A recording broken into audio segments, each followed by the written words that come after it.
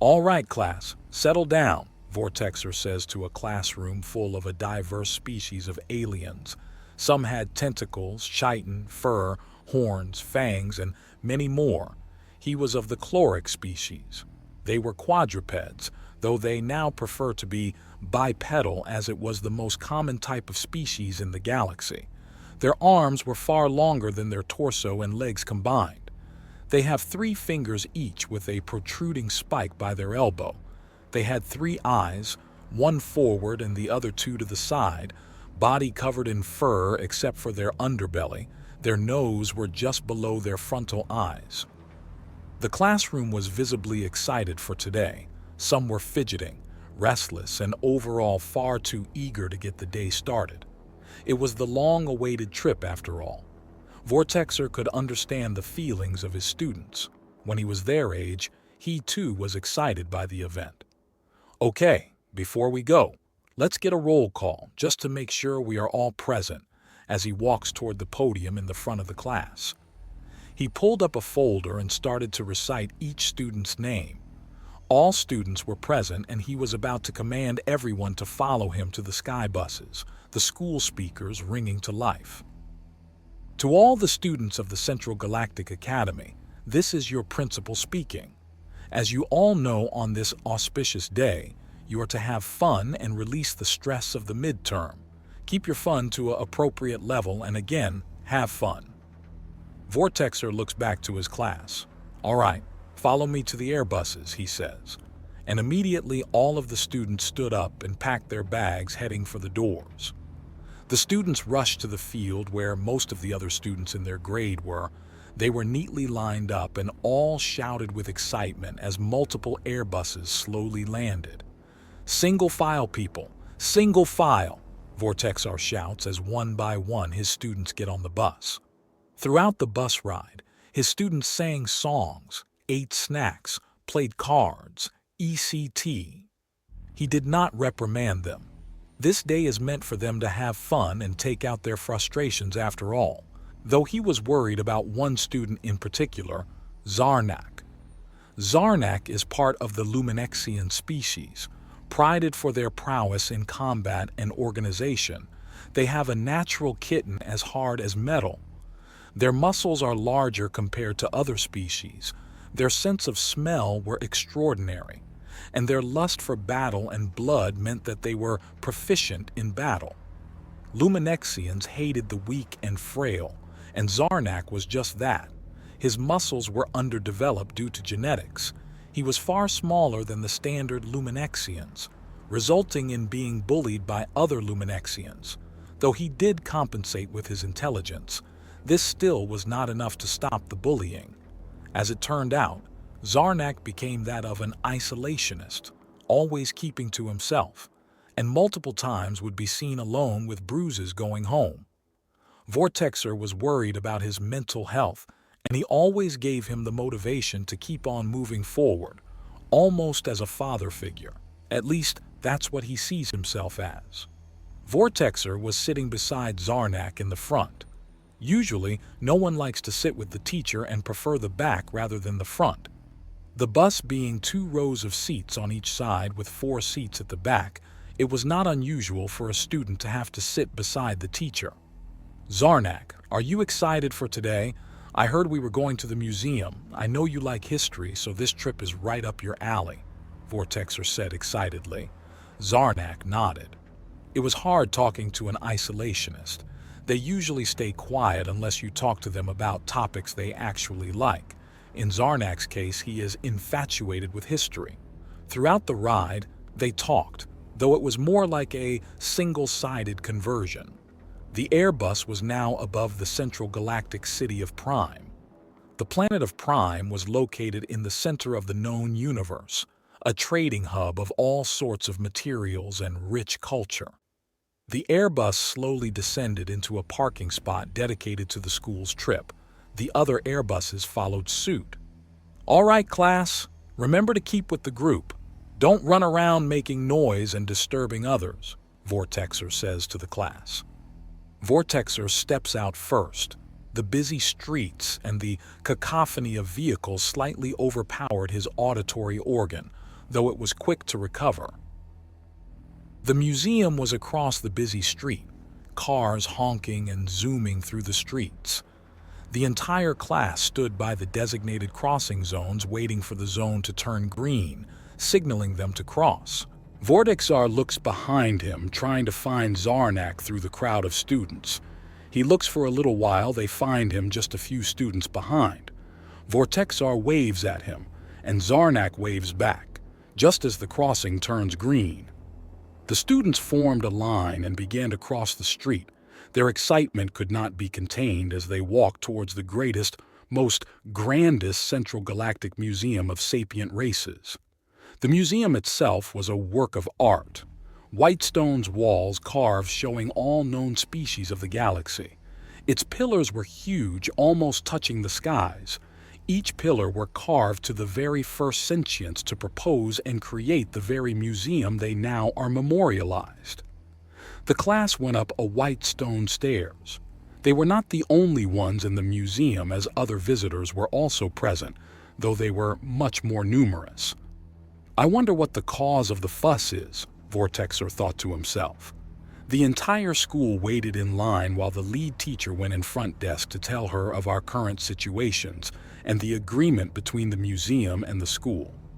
After a few minutes, they were led inside with a dedicated guide. The inside of the museum was much more beautiful than the outside. A large hallway leading to a set of stairs to the second floor. On both sides were rooms dedicated for each and every species.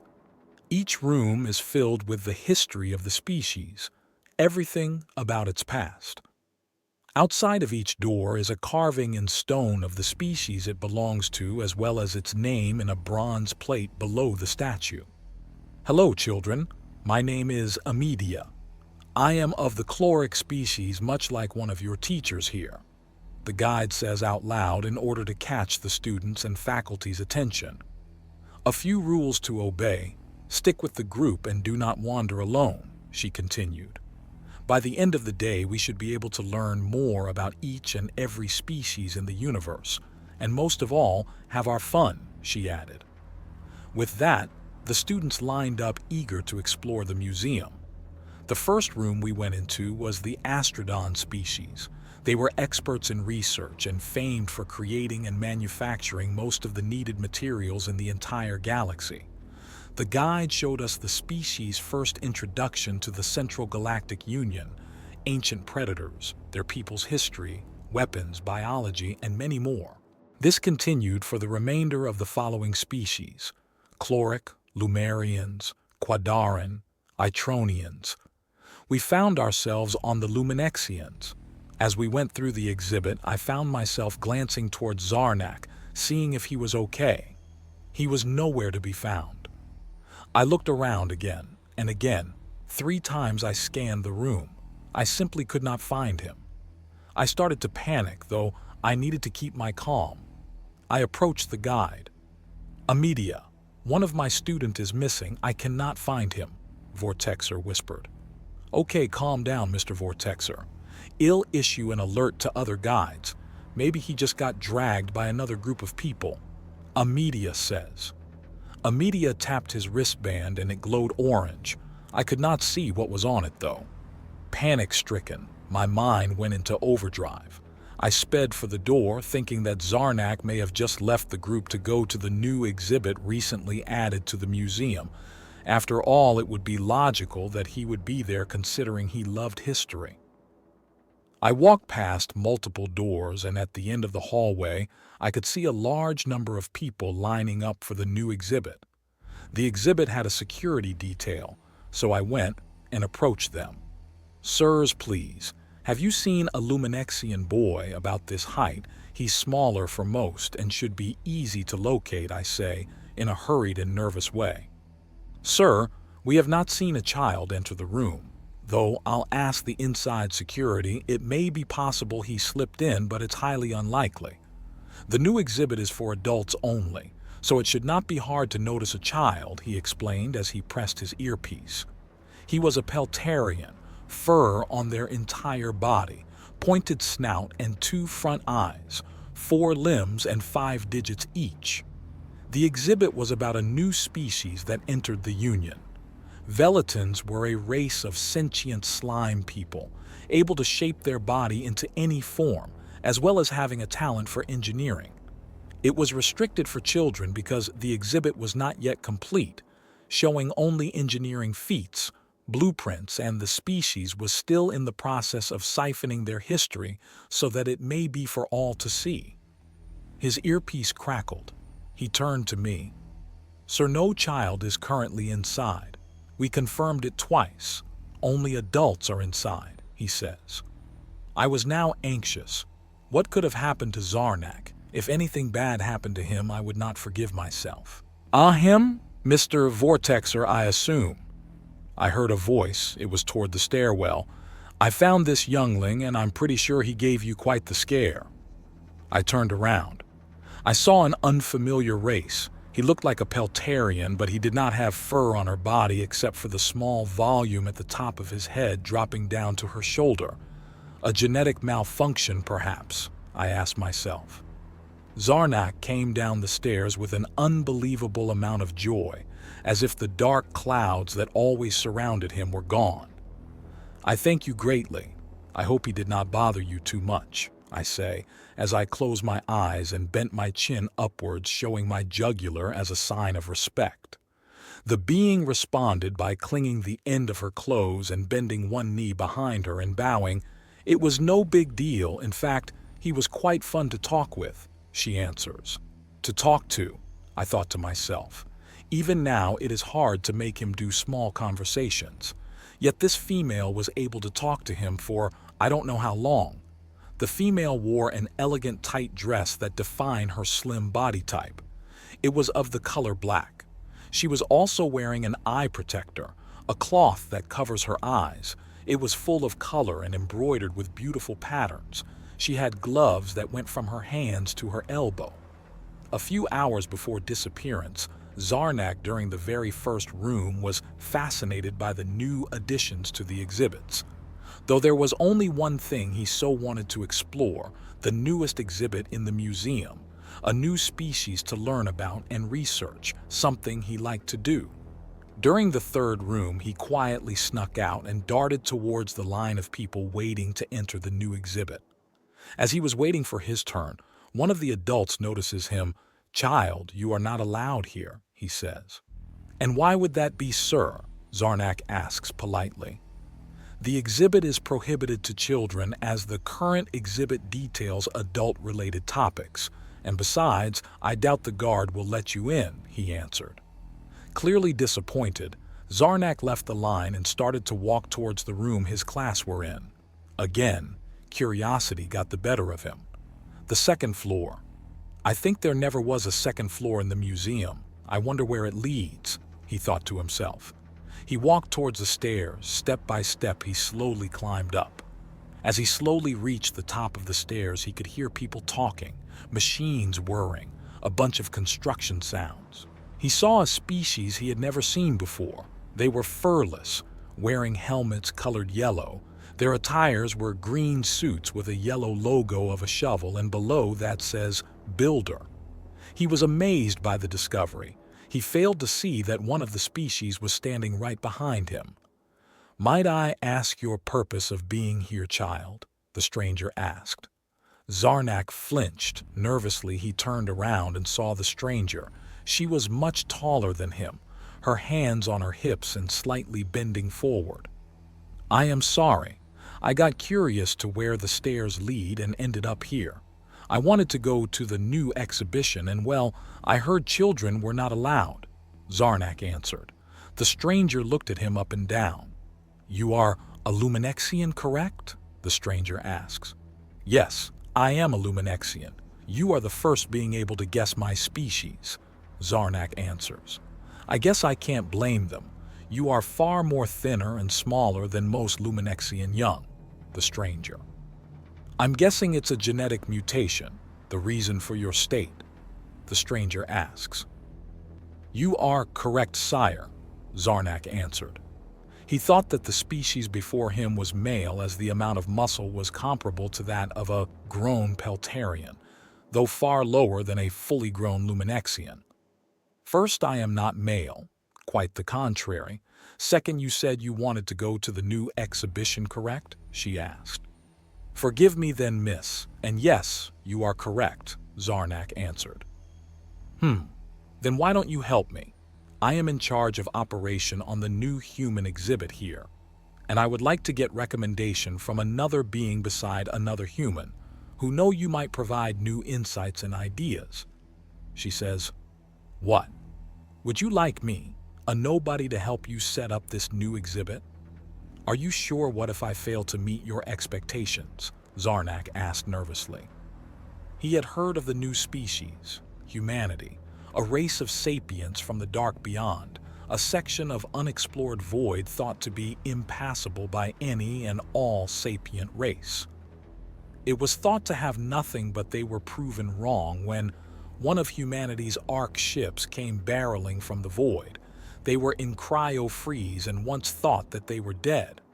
For a time we mourned the new species, thought to be refugees of a dying race. We again thought wrong. One by one, the cryo-freeze capsules began to awaken its inhabitants. We first thought that they would be scared and confused, but they were not. They simply adapted, accepted the new reality, and contacted their people, reporting first alien contact. This could be beneficial. Maybe I could learn about them and report my finding to our government. Surely this would elevate my position. Zarak thought to himself. All right, I will help you. Where do we begin, miss? Zarak answered, Come with me. She says Zarak was led to a room full of data pads, presumably full of information. They passed multiple places in construction, getting weird stares from the people working. I got a bunch of data pads without history. Mind if you read through them? She asks. Okay, are you sure about this? Zarak asks. Well, why not? She answered. Zarak opened the very first data pad. It said on the title, History of Human Farming. A simple history of farming of humanity, its evolution and effect. Zarak read through it and before long finished and took another data pad. This time it talked about humanity's evolution. Their hunting practices clearly unnerved Zarak. Ancient hunting based on endurance, which humanity clearly possessed in abundance, use of animal for fishing as well as hunting small prey. But nothing was as magnificent as the hunting practice they call as nurge, a large quantity of hunters circling a spot and slowly leading all prey trapped and captured. It was almost certainly hard to coordinate, but humanity did it for thousands of years. Zarak took another data pad, human biology. A stomach possessing bile that could melt steel, a mouth full of bacteria, being able to survive consuming large amounts of toxic ethanol, needing their drinking water impure, blood clotting, and many more human oddities. Then he came upon one, humanity's war. Thousands of recorded empires, wars that lasted more than centuries of even lifetimes, recorded evidence of conflict dating ancient humanity. But that was not what Zarak found interesting. It said that this was not humanity's first encounter with alien life. Along with the bones of ancient tribes of humanity's early age, they found bones of old aliens, once thought to be another sapient species alongside their own. They now found out the opposite, an alien species at war with humanity for thousands of years. Tales of old depicting monsters lurking in the dark were true. Tribes fought these invaders and won. According to the data pad, they were sufficiently far more intelligent, advanced, and far more stronger, faster than any human. One detailed story recovered from the ruins of what they call Rome was a scroll titled as The Battle of the Ancients. Julius Vero Arcinus tells of a story from when he was a Roman legionnaire. Ships, thousands of them, they came from where the gods reside. We thought them to be gods landing and leading our people to prosperity and immortality. We were wrong. They came and burned, killed thousands of both enemy and friendly villages. Innocents cried as their homes were burned, people slaughtered. Some retaliated, but that was futile. We took on refugees, barbarians, I say. Never did I see so many of them, no men, only women and children. We asked them where the men were. They simply answered, fighting the gods. 2 legions were sent to barbarian territory. The men left were more than willing to help us. They scouted ahead and gave us information. Barbarian scouts told us that they had a strong sense of smell, and we may be able to use that to our advantages. The legions reeked of metal, but not the barbarians. They wore no armor, wooden shields and clubs, covering themselves in shit. 2 legions encamped by a river fortifying the land. If the information was right, they will attack at dusk. They were right. The camp got attacked. We fiercely fought them off, holding the line, throwing javelin after javelin to minimal effect. We were successful in landing some kills, but they killed more of us than them. One would cost 10 men. The barbarians came from the forest, behind the enemy. With rage and pure willpower, we defeated them. Trapping between 2 lines, they could not retreat, ending in a slaughter. They were hideous, I tell you. Their snout was long with tusks like a boar. Well, they literally were like a boar, a large boar made of muscle, but with a human body. It was unnatural and unnerving. That was the first time we introduced the concept of auxiliary. Zarak gulped. He looked toward the female stranger and found out she was looking at him. He averted his gaze but could not help it but utter a question. "Who were these first aliens you met?" Zarak asked. "We do not know. We never made conversation with them," she answered as she stood up and started walking toward Zarak. "One thing was for sure. They are now extinct. During our ascension in the 21st century, they came back trying to eradicate us. We fought bravely, but we were forced to hide. They were powerful and far more advanced. 30 years it took for us to re-engineer their weapons and ships. We fought on as many of our people died, burned, thrown into the void. We fought on. We found their systems and worlds and we eradicated them in turn. No female was to be spared. All children were to be burned alive, same treatment they did to ours. Males to be dissected slowly and painfully. We burned their worlds, leaving nothing commemorating their existence. We returned our agony back to them tenfold." "Your people are that strong?"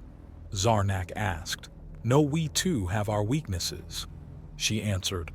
"What would those be?" Zarak asked. "Our numbers lead to multiple ideologies creating conflicts and possible rebellions and civil war.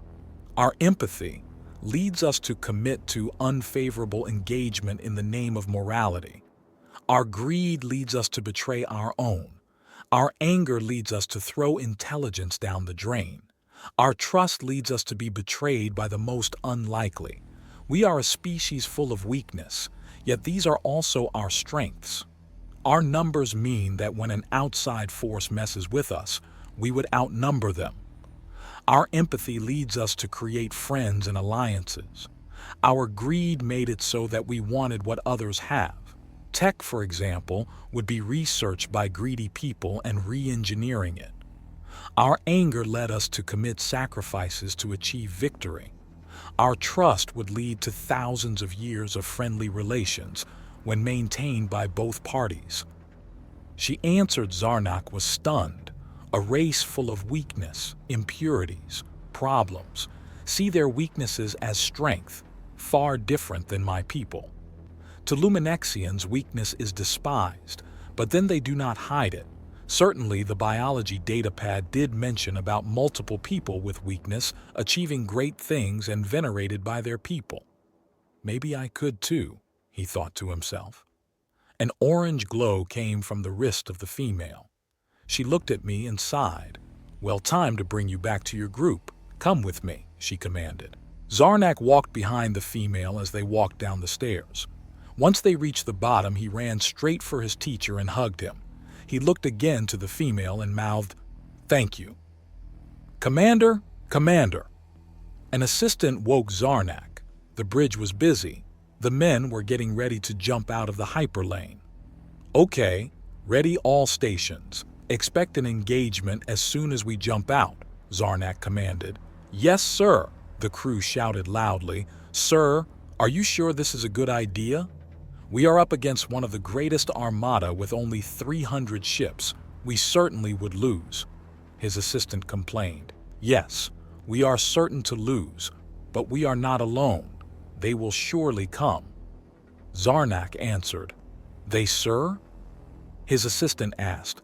"The weakest of all the sapient species," Zarak answered. The long-distance receiver crackled in a distorted voice. "Commander, we hear you. We are en route. Humanity will help.